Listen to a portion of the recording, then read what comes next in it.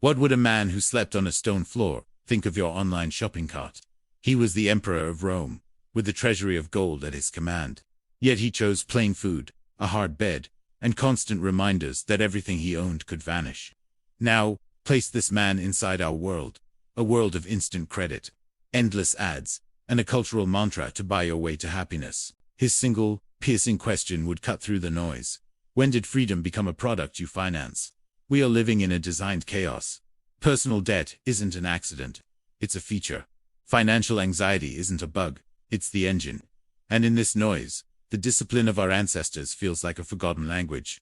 But nearly 2 millennia ago, a man holding ultimate power penned a private journal on how to remain unshaken. He wasn't seeking clout. He was seeking survival. That text is the Meditations of Marcus Aurelius. And woven into its philosophy is a radical, countercultural approach to money that we desperately need to rediscover. Born into immense privilege in 121 AD, Marcus had access to limitless wealth, tutors, and eventually, the imperial throne itself. Yet, he didn't become a decadent ruler. He became a philosophic king. He adopted Stoicism, a school of thought, fixated on virtue, reason, and mastering one's internal world. He trained to accept hardship, to anticipate loss, and to see through the illusion that control over externals equals peace. His reign faced plagues, wars, and economic turmoil. Through it all, his writings project a chilling, steady clarity. His aim wasn't ease. It was absolute sovereignty over his own mind. At the peak of Roman extravagance, when spoils from conquered lands flooded the streets, Marcus consciously embraced simplicity. He viewed luxury as a trap. He saw public praise as a distraction. For him, the only real possession was an inner citadel, an unshakable character that no market crash or political betrayal could touch. It's why Stoicism is trending today. But we've made a critical error. We use his quotes as aesthetic captions while ignoring the economic reality he was armoring himself against. And that reality has evolved into something far more predatory. Our system isn't passively chaotic. It's actively engineered to exploit your emotional reflexes. Consumer debt is at record highs. Interest rates climb. Financial education is scarce. And every screen you face is optimized to trigger envy, impulsivity, and a dopamine hit tied to a buy now button. The outcome: a population that appears prosperous, but is internally bankrupt. A generation more anxious, less secure, and more easily swayed than any before. The economy no longer grows just by building things. It grows by monetizing your insecurity. This is where Stoic thought shifts from philosophy to a manual for rebellion. It isn't about killing feeling. It's about refusing to let feeling dictate your financial life. The Stoics held that while storms in the world are inevitable, we command the helm of our response. Marcus practiced daily rehearsals of poverty, loss, and mortality.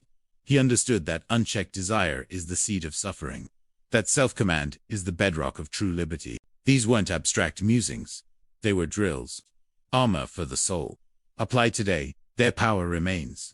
What if you managed your finances like Marcus managed an empire? What if status symbols lost their lure? What if market volatility didn't spike your pulse? What if you felt no compulsion to upgrade a perfectly functional device? Realize that financial peace doesn't come from acquiring more, it comes from requiring less. Wealth is the distance between your desires and your means. This mentality is more than aesthetic minimalism. It's a direct challenge to the modern economic order. Our entire system is fueled by credit expansion, perpetual consumption, and the careful cultivation of new wants. The concept of enough is economically subversive. Discipline is unprofitable for the machine. Yet, discipline was Marcus's daily ritual. He saw comfort not as a reward, but as a potential weakness. He believed that ease softened resolve, that privilege eroded character, and that the only fortune which is truly yours is the one locked within your judgment. Today, we define riches by external signifiers: the car model, the square footage, the portfolio balance. Marcus would label this a grand delusion. True wealth, he'd argue, is the capacity to remain serene when all those signifiers are stripped away. And that capacity is nearly extinct in an ecosystem where a single bad news alert can trigger panic selling, where one interest rate adjustment breaks a budget, and where one social media feed can manufacture a feeling of lack you must spend to cure. We aren't just financially fragile. We are psychologically exposed. We treat abundance as a birthright and hardship as a system error. But for the Stoic, hardship was the training field. Marcus engaged in voluntary discomfort, choosing the harder path to fortify his will. He was reminding himself that suffering isn't the adversary. The real enemy is dependency. Dependency on luxury, on the opinions of others, on specific life outcomes. Now, transpose that training to your bank account. What if you prepared for downturns, instead of dreading them? Instead of trying to predict the market's next move, you build a buffer.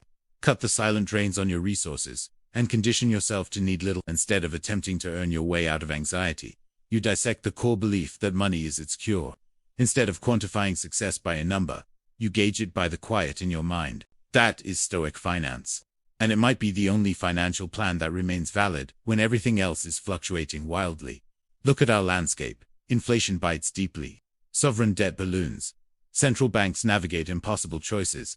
Meanwhile, the average person has minimal savings, no real buffer, and only a blind trust that the architects of this system have a plan.